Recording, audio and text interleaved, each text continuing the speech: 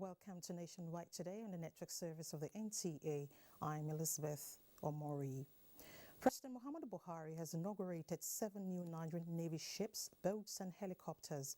Among the boats inducted is the Seaworld Defense Boat 3, which is the third indigenous boat built and constructed by the Naval Dockyard Limited. The president says the feat is in line with the federal government's policy on locally produced goods. Michael Olale reports. Securing the Nigerian waterways and by extension its exclusive economic zone has received a boost in the last few years.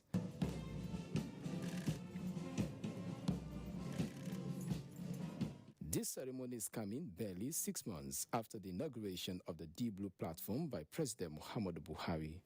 Together with the induction of these newly acquired assets, the president believes will boost the capacity of the Navy in securing the Nigerian maritime domain.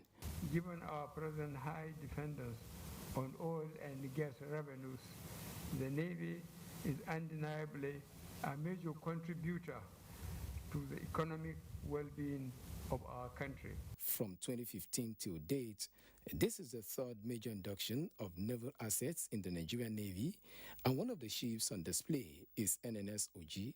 It is the third Seaworld Defense ship locally produced by the Naval Dockyard Limited.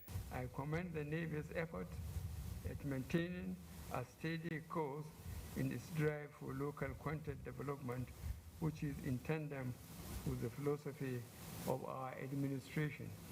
Furthermore, the federal government's commitment to properly equip the Navy with the right mix of platforms has seen the service take delivery of Nigerian Navy ship Lana in May this year from France. Local partners should share in this commendation for their efforts at local facilitation as outlined in the government's local content policy. To complement maritime domain awareness of the Navy, a Suppression of Piracy and Maritime Offences Act was signed into law in 2019 by President Buhari.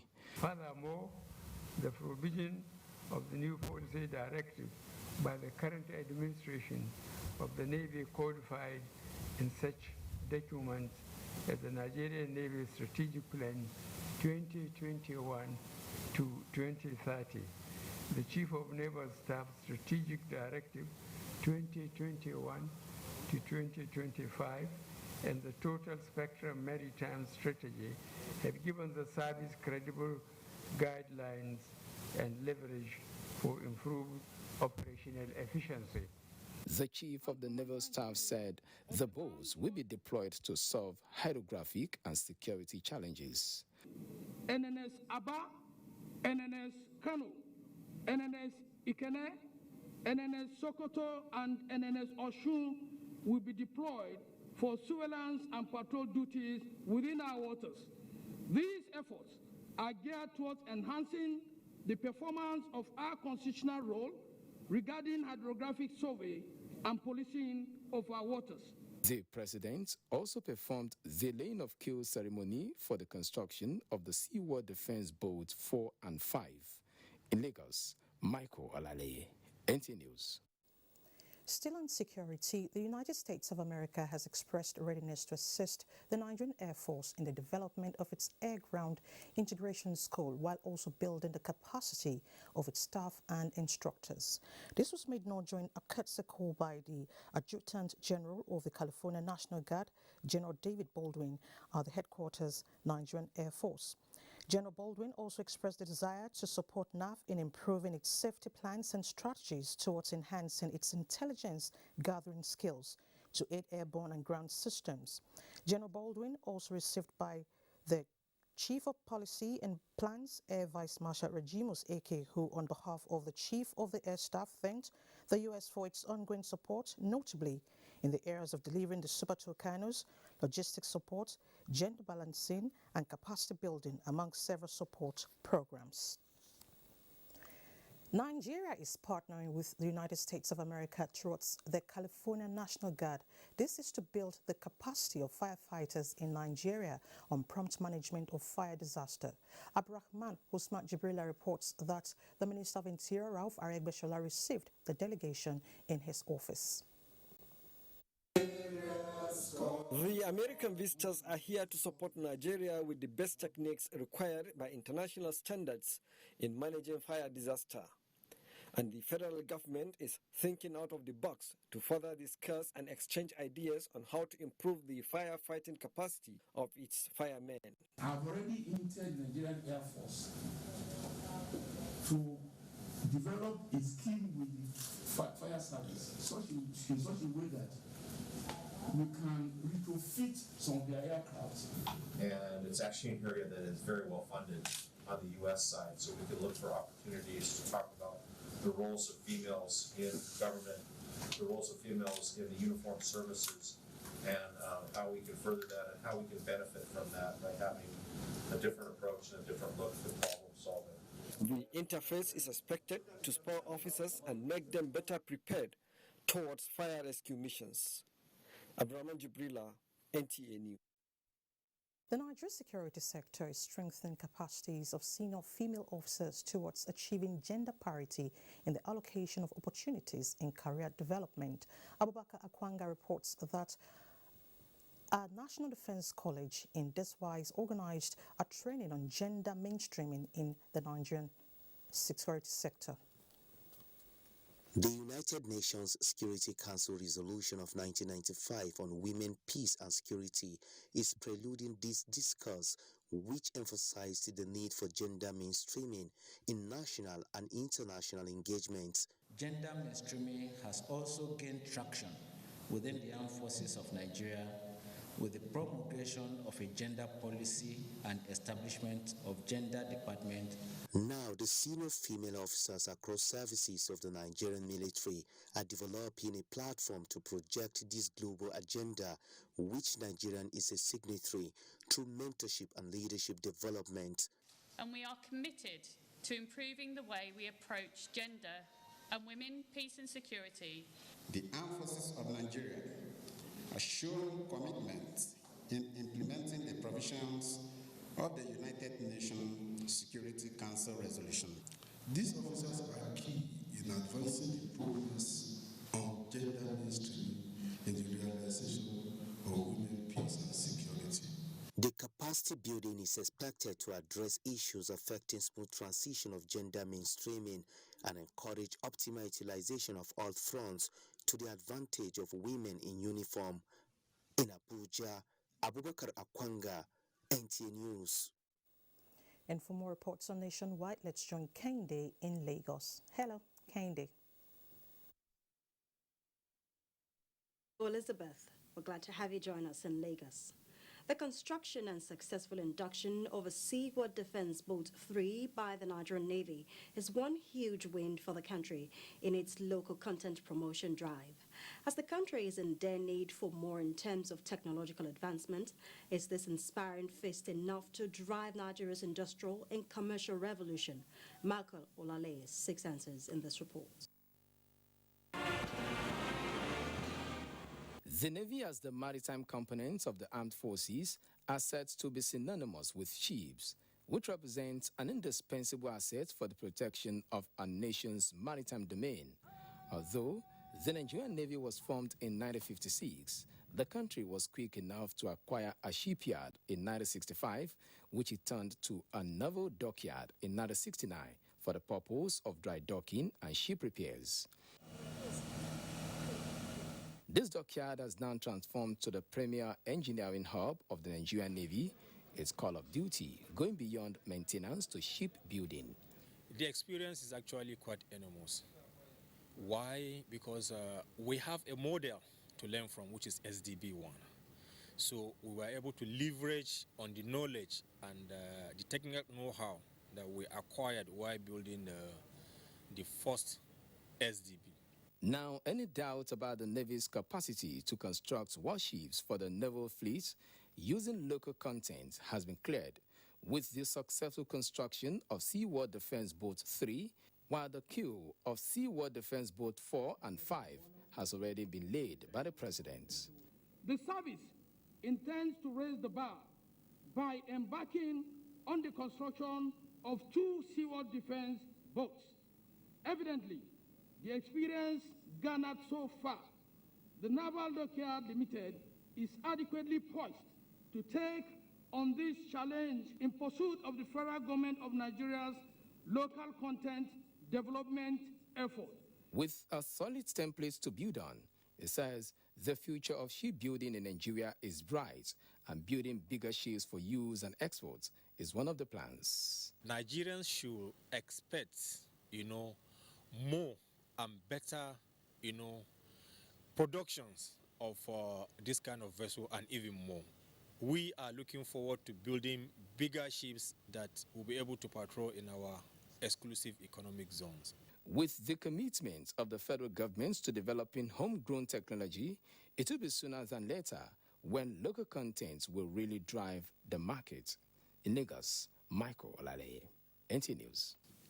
More than 300 Igbo apprentices described as IGBA boys have benefited from Lager Milk of Kindness in Lagos. Annie Daniels has details.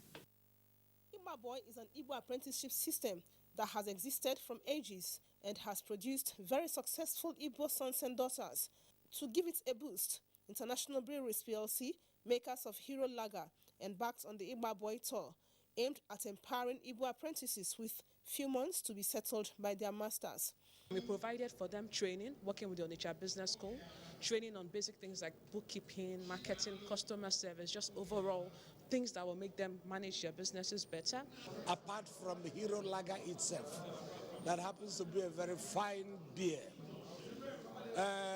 The way they touch, they didn't come to say they are organizing beauty pageant and all that. They chose a culture of the people. And when they were talking about empowering those that's about to be settled with 500,000, personally I thought that we are joking. The Igbo apprenticeship system has been a very, very successful communal legacy of the Igbo people, one that we are proud to be part of and to promote. And we will not stop today. We will continue to find new, more creative and better ways to promote the system. The IGBA Boy project was taken at 6 main markets in Owerri, Onitsha, Awka, Enugu, Aba and Lagos. Here in Lagos, over 300 apprentices smiled home with cash sums, including the grand prize of 500,000 naira, presented to those with outstanding performances, totaling 50 million naira of seed capital, mentorship and business grants. 50 million, 50 million, 50 million, India 50 million, 50 million. I learned how to put the ears to know what he was trying to say. This money that I won, I promised to make use of it, and by the grace of God, it will be a benefit for me. And I love the fact that what the organizers Heroes did was giving the Masters Award, because it means a lot. Management of International Breweries PLC says the company will keep enhancing the lives of Nigerians to ensure they live out the hero in them. In Lagos, Annie Daniels, NTA News. This is Nationwide, reaching you live on the network service of the NTA. Time now for a break. The news continues with Amina in Kaduna shortly. 2022 Armed Forces Remembrance Day celebration is here again. The Nigeria Armed Forces work tirelessly day and night to give us peace to go about our businesses. Some have paid the supreme price. Should we forget the families and loved ones they left behind? No. I am therefore privileged to honor these veterans who devoted most of their lives, active lives, to securing the nation and the world at large.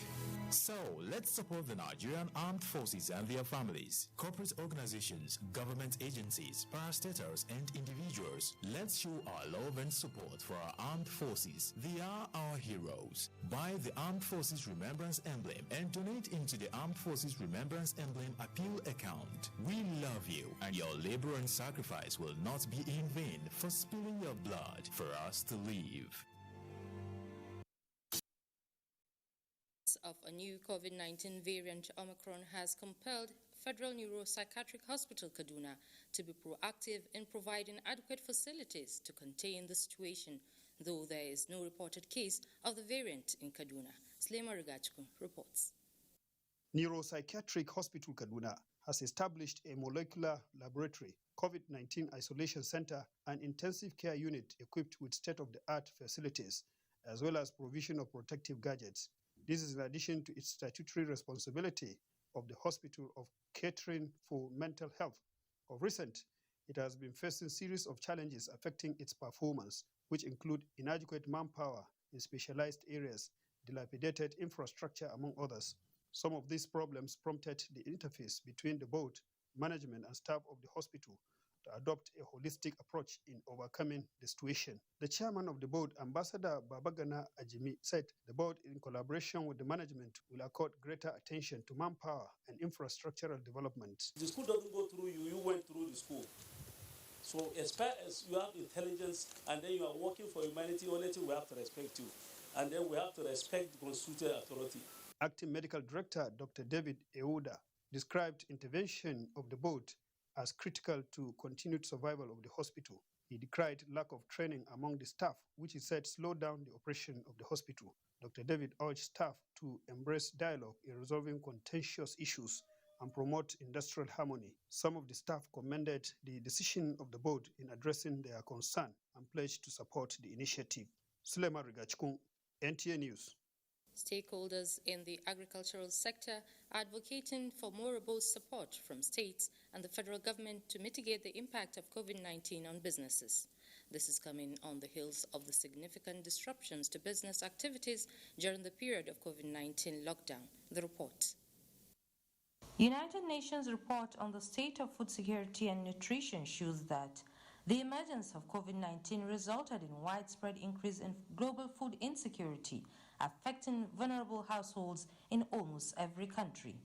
In Nigeria, findings of a research on the impact of COVID-19 on agri-food SMEs along poultry and fish value chains conducted in Borno, Ebonyi, Kebbi, Niger, Oyo, Rivers, Kaduna State, and the Federal Capital Territory, Abuja, shows that COVID-19 and other associated policies severely affected the operations of small businesses.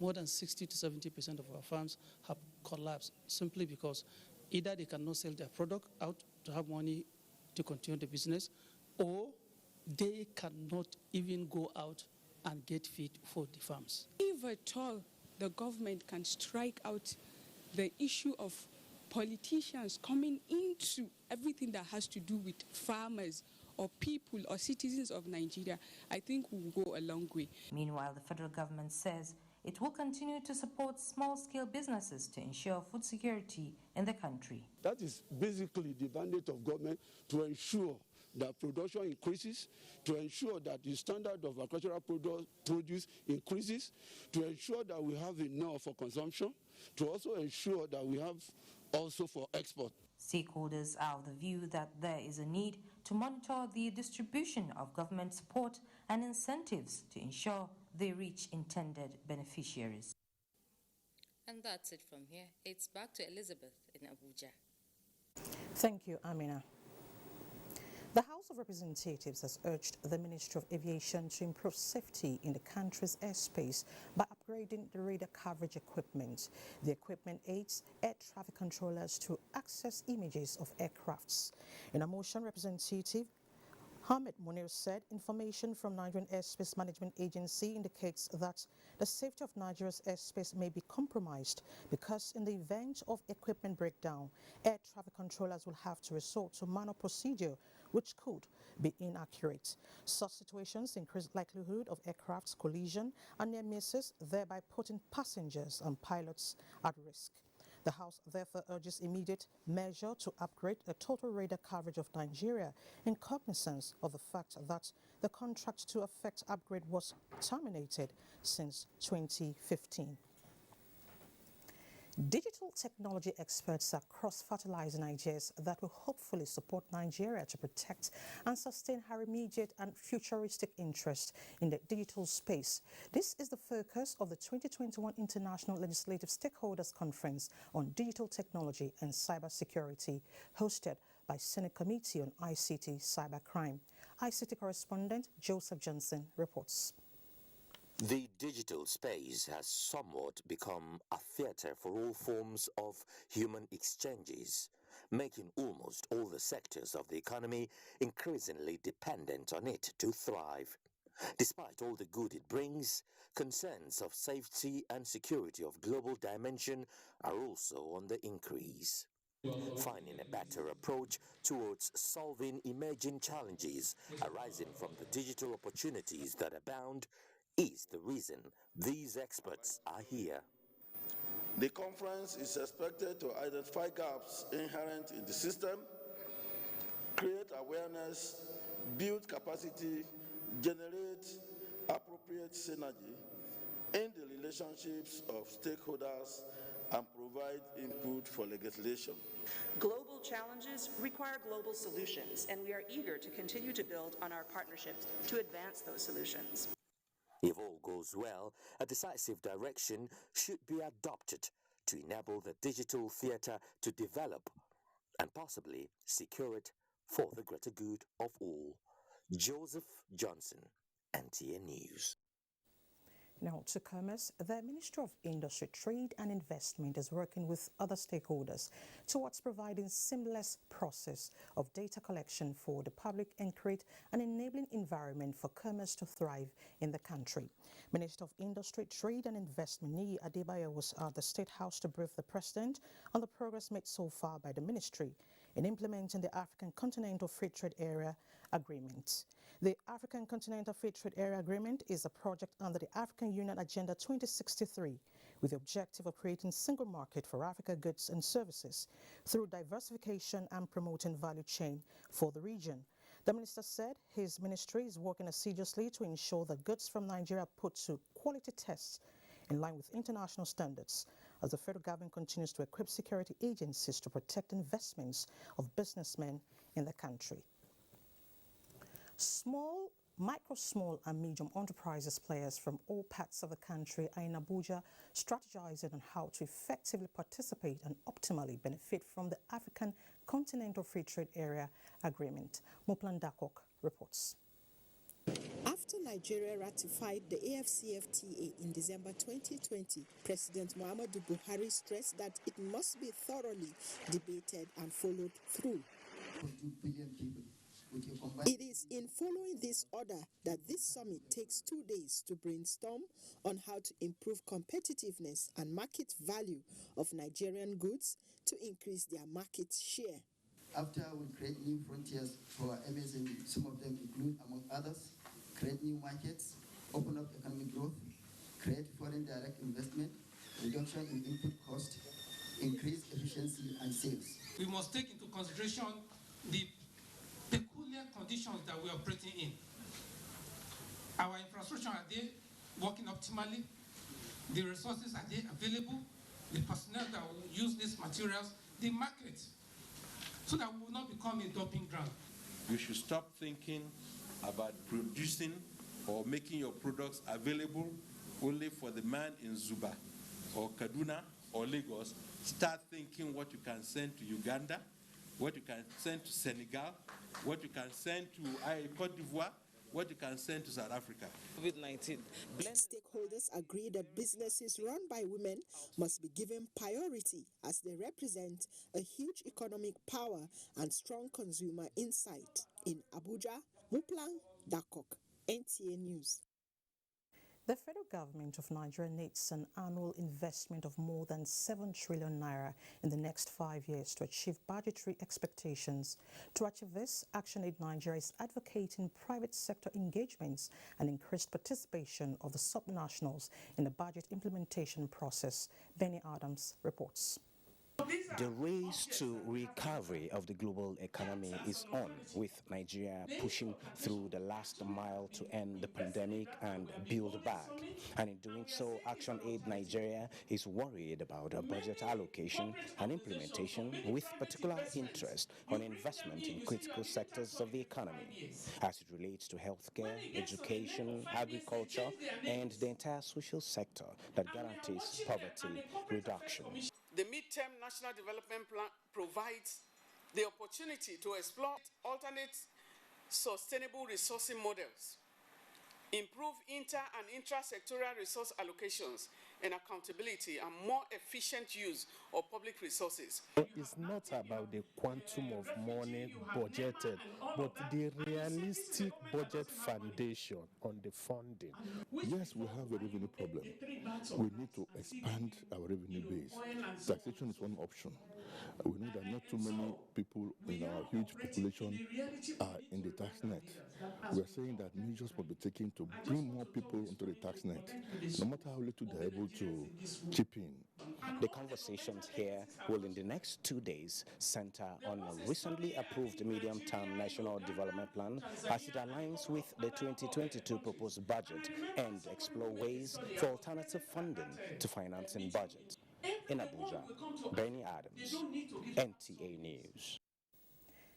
Today is International Anti-Corruption Day, and the day sheds light on the rights and duties of everyone, both in public and private sectors, in dealing with corruption. Amarchuku Omenka reports.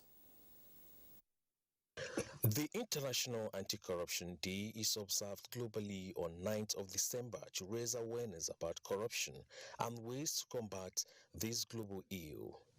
The day seeks to highlight the roles of every part of the society in tackling the issues of corruption, which has become a global phenomenon. To make significant progress on developmental issues, therefore, corruption must be reduced to its barest minimum. On which we should declare our solidarity with those fighting corruption on behalf of all of us. That 90% of illicit financial flows in Nigeria occurs mainly in the extractive industry. To ensure the protection of rights, there is need for awareness of duties and roles in order to fight and stand against corruption. Speak out, say no to corruption. In Abuja, Umenka Mrachku, NTA News. And to speak more on the International Anti-Corruption Day, I have with me in the studio a legal practitioner and president, Civil Society Group for Good Governance, Comrade Dominic Ogagu. Thank you so much for joining us on the news, Comrade. Thank you very much. All right, when we talk about corruption, Nigeria is actually not in good standing. So how can we use a day like this to see to its reduction?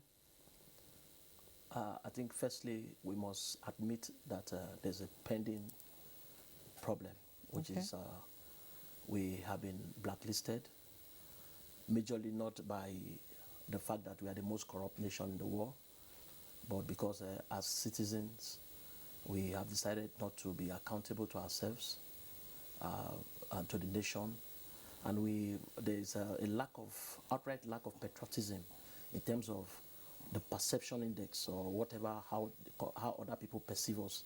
We do not really care, and this to me is one of the best way to start.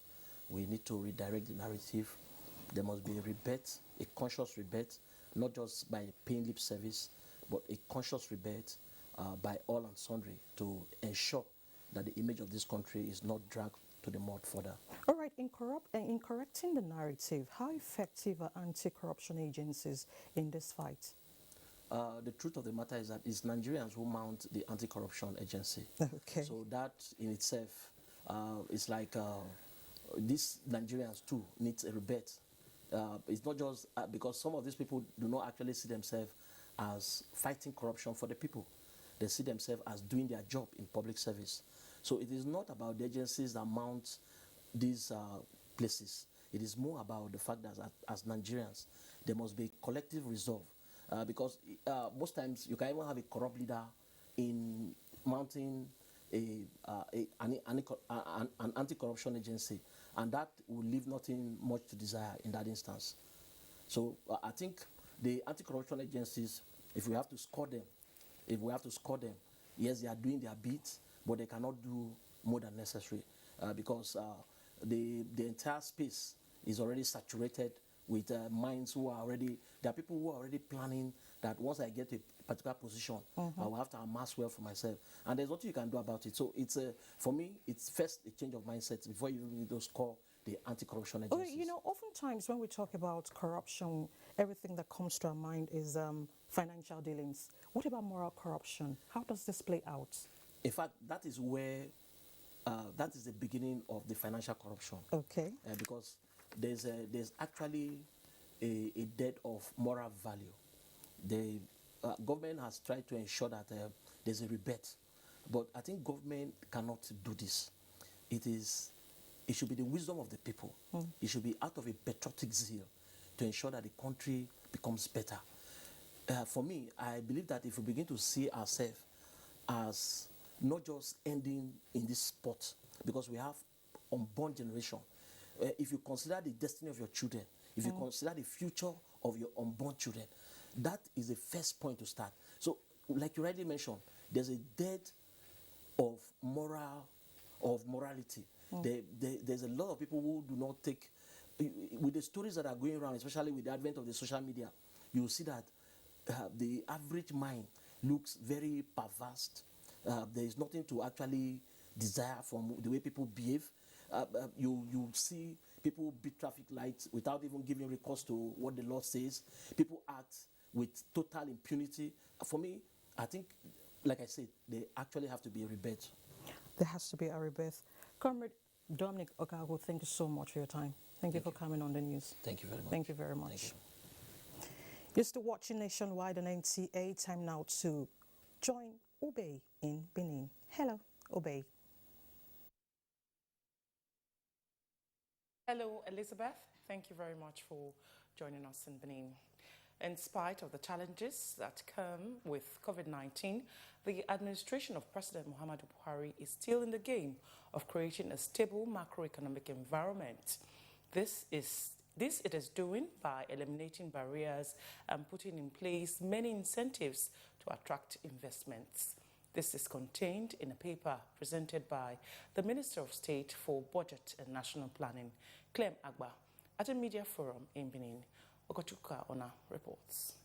In addition to incentives in the Economic Sustainability Plan, the minister says the federal government has implemented reforms on taxation, treasury single accounts, development of anti-corruption strategy, and also rolled out integrated payroll and personal information system, IPPIS. The National Development Plan 2021 to 2025 and the Nigeria Agenda 2050 and Nigeria's homegrown medium and long-term national development plans developed to succeed the economic recovery and growth plan and the Nigerian Vision 2020, which both ended in December 2020. The plan vision is to make Nigeria a country that has unlocked its potential in all sectors of the economy for a sustainable, holistic, and inclusive national development. The success of the National Development Plan, he believes, is dependent on the establishment of a strong implementation mechanism and framework that promotes performance and accountability. The plan seeks to achieve these laudable goals in the medium term by expanding economic growth, growing an inclusive economy, leveraging our young workforce, and enhancing execution capacity at the national and sub-national levels. The minister was among other deserving individuals who were honored with awards for their contributions to the growth of the country. In Benin, Ogochkuka Ona, NTA News. The National Population Commission is seeking collaboration with stakeholders towards a successful 2022 National Population Census in the country. To this end, the National Chairman of the Commission, Nasser Isakwara, visited Ekiti State to synergize with the state traditional rulers and government to achieve the mandate. Tayo Osho reports. The National Population Commission, with the mission of meeting the data needs of all end users and ensuring a robust population quality for national transformation, is targeting bringing this to play in the 2022 population census in the country.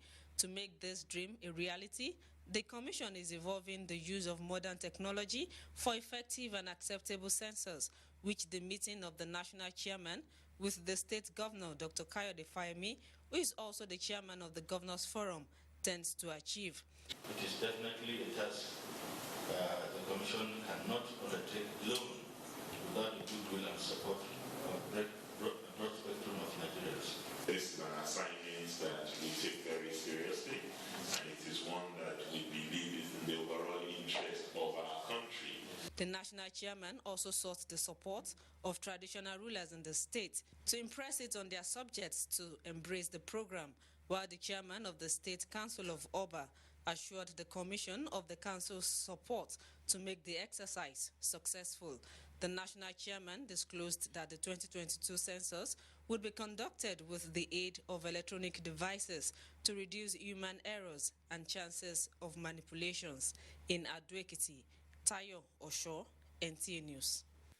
And that's it from Benin. Nationwide continues with Elizabeth in Abuja right after this break.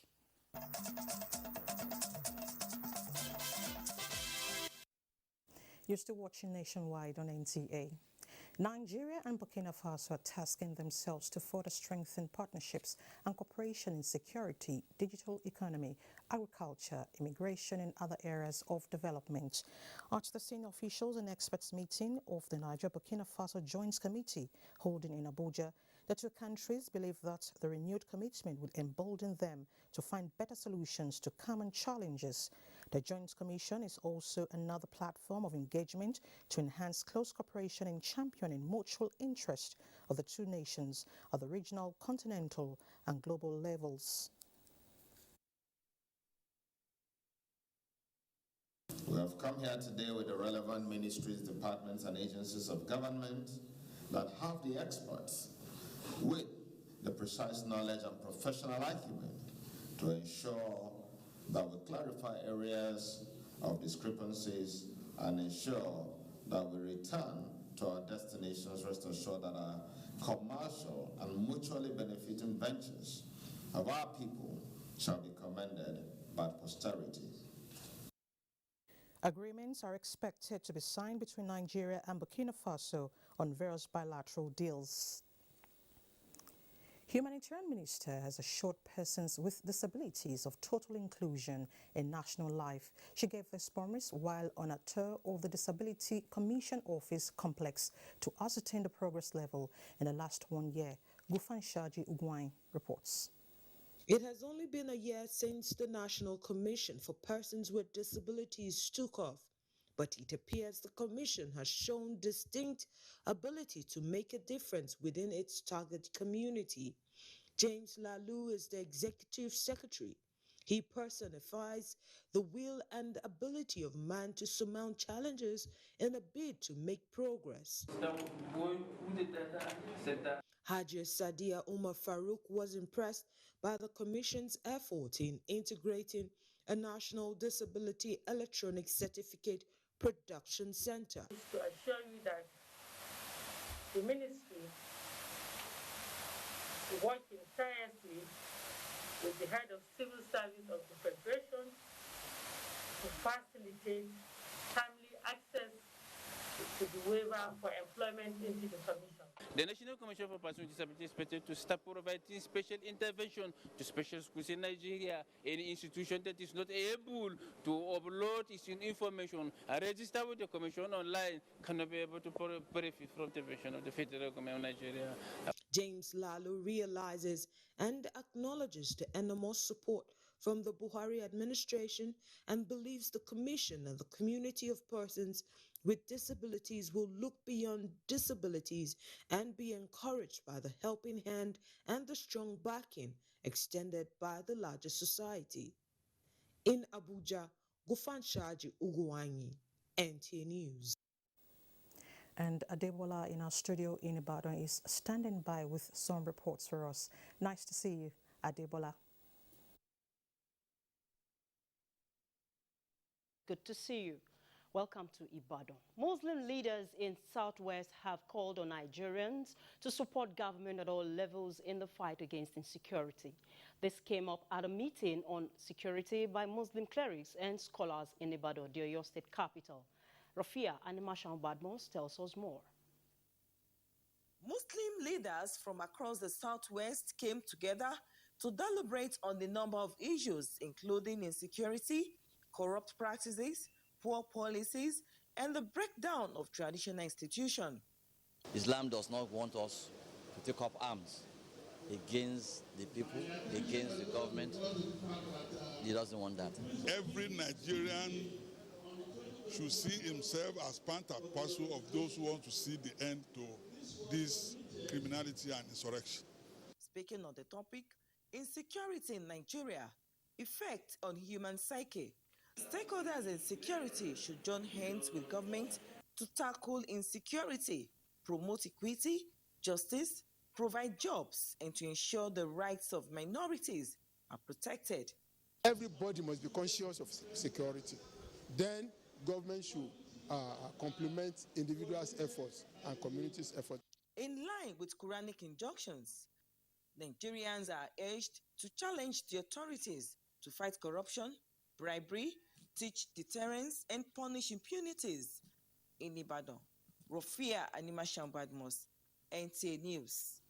For proper regulation of ethics and standards of practitioners in the broadcasting profession in Nigeria, the Southwest Zone of the Society for Nigerian Broadcasters has been inaugurated in Ibadan. Larry Bilei has the details. For veterans, practitioners and budding broadcasters from Southwest, which showed the importance and enthusiasm about the inauguration they described as long overdue. Where we are now is sensitizing all broadcasters to join, because the members of the SMB on their own who elect or select people to the various levels. Who monitors these broadcasters when they err or when they give out misinformation? Who champions their right? Who monitors the ethos of the broadcast industry? This is what the Society of Nigerian Broadcasters tends to tackle. All other sectors have their own professional bodies.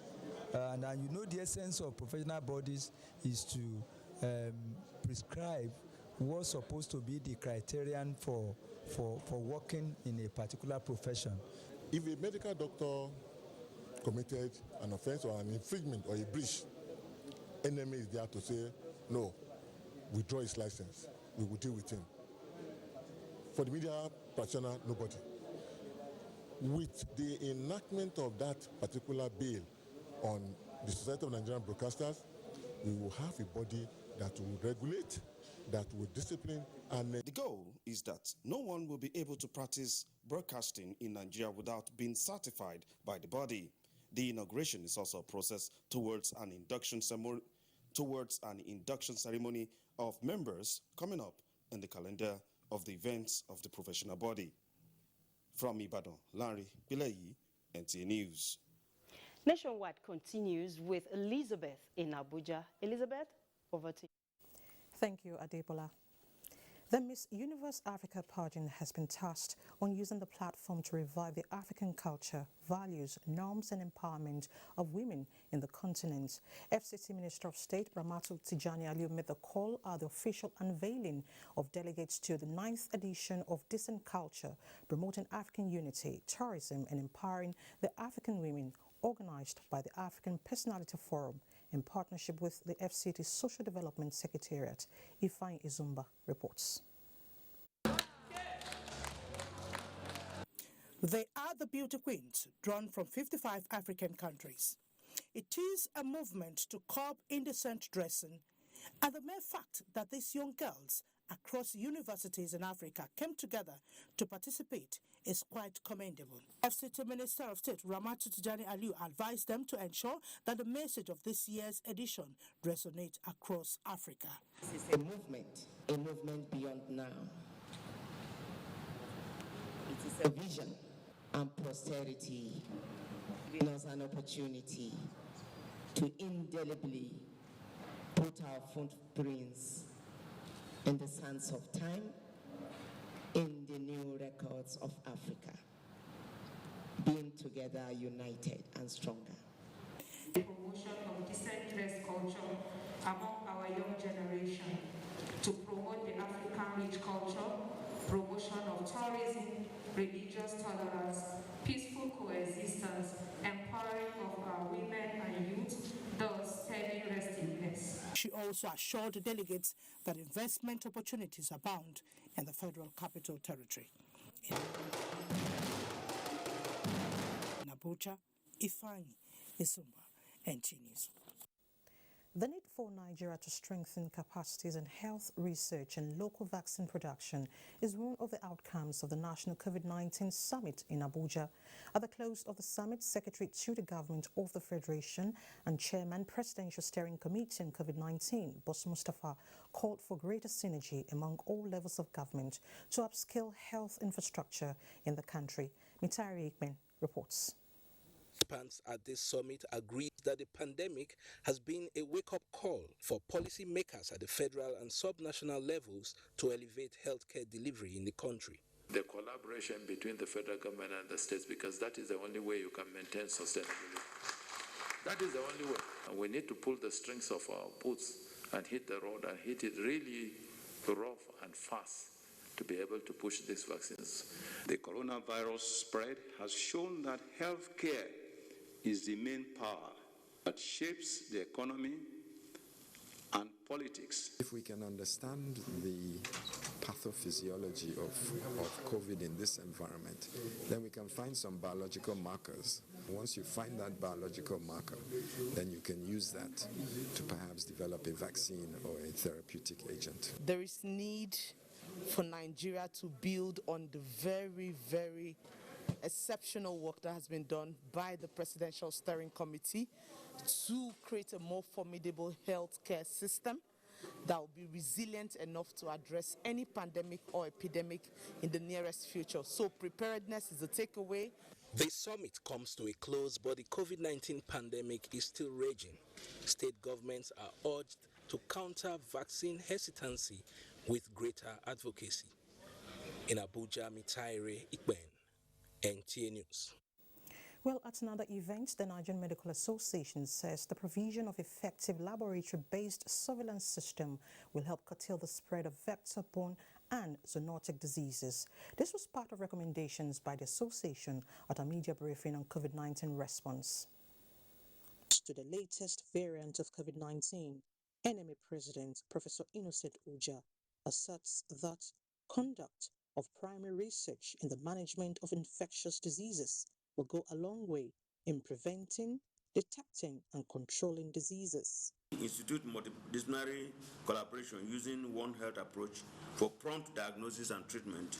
Innovative financing and strategies, the association believes, will strengthen healthcare to meet demands of the sector with the emergence of coronavirus. NME fervently appealed to Mr. President to sign without further delay the recently amended National Health Insurance Repeal and Enactment Bill to facilitate universal health coverage in Nigeria towards achieving these health-related sustainable development goals.